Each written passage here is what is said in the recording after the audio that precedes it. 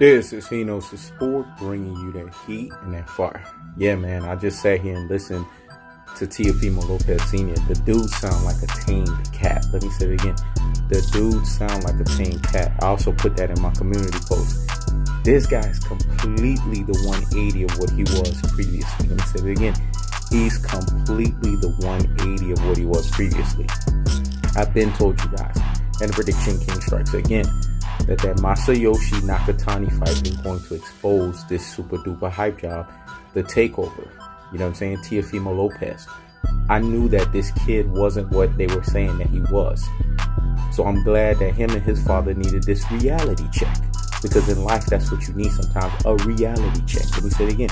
In life, that's what you need sometimes, a reality check. People need this stuff. When people don't know their truest and their most properest levels, they need a what?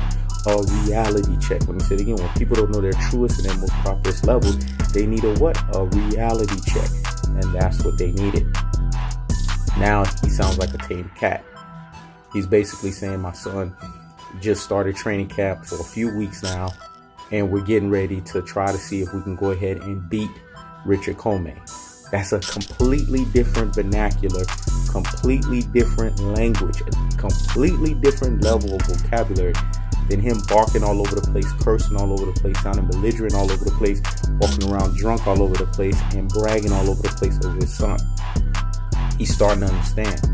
And I think it went back to Regis' program when Regis' program dropped those jewels on him that you need to higgity damn hush. Let me say it again. You need to higgity damn hush. It's really simple. Your son is a what we call prospect. He needs to operate in those realms. He needs to show us that he's using himself and building himself up from quality after quality after quality fight. It's really that simple. So I'm glad that they've gone through what we call a hiatus. You know what I'm saying? They went into the wilderness. But let's see if this is authentic or let's see if this is fake. Let me say it again. Let's see if this is authentic or let's see if this is fake. Because some people, they do these things, quote unquote hybridness, quote unquote wilderness, quote unquote going into hiatus mode as a way to temporarily make it seem like they're humble, but really they're not. I'm smelling bullshit in the air, but I'm going to reserve my judgment because I need to see more and more. But it's just so interesting how the 180 takes place. You know, some people, they either need to be humbled immediately or they need to be humbled residually. Let me say it again. Some people need to be humbled immediately or they need to be humbled residually. Them, they needed the residual effect because they were getting so caught up on the fact that this kid was knocking out low-level competition. He wasn't fighting fighters that could really expose him. And the Edis Tatley fight let us know that he wasn't there. And there was gears, there was levels to this stuff. Shout outs to Meek Mill. Then Masayoshi Nakatani opened this thing up. Now, Richard Commey is a completely different animal, and they know this. So they can't come in here saying, oh, we're going to knock out Richard Commey. Because if you say that, that's being reckless. That's being naive, and that's being ignorant. Let me say it again. That's being reckless, that's being ignorant, and that's being naive. So let's see. Now, let's get on to the other part of what he said. Manny Pacquiao beats everyone at 147. Today's Manny Pacquiao? Okay. Now, if you're talking about Manny Pacquiao in his prime, even in his prime, I still believe that Earl of True Spence given fits. Of course, that would be the hardest fight of Earl of True Spence's career, but I still got Earl of True Spence edging out Manny Pacquiao. And that's Manny Pacquiao in his prime. I know that's controversial to a lot of folks, but I'm going to tell you guys that because Earl of True Spence is a special fight. I told you, we ushered out of the Floyd Mayweather era, and now we into the Earl Spence era. I still believe Earl Spence will beat a Manny Pacquiao in his prime. Of course, it won't be no bulldozing. Of course, it won't be no punishment. It'll be a close, arduous fight, but I got Earl of True Spence edging him out. Now, this Manny Pacquiao, he'll get dusted off.